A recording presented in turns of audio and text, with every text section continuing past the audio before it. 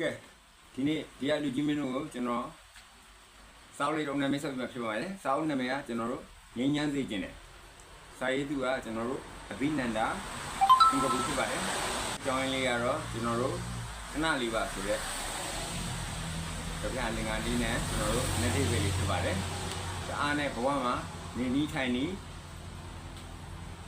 ကျွန်တော်တို့ဘဝတုတ်တဲ့နေအတွက်အားလုံးအဆင်ပြေစေမဲ့အားလေးဖြစ်တဲ့အတွက်ကျွန်တော်စရရအောင်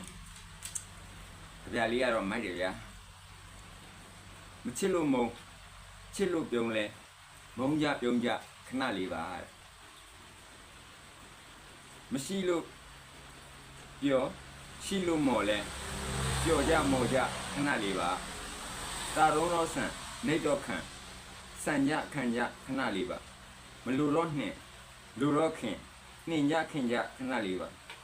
ပါသူကယူထူသူကပေးယူကြပေးကြခဏလေးပါငယ်သူကပြိုကြီးတော့အိုပြိုကြအိုကြခဏလေးပါအကြောင်းရောက်တွဲအကြောင်းကုန်ကွဲကြတွဲကြခဏလေးပါတဲ့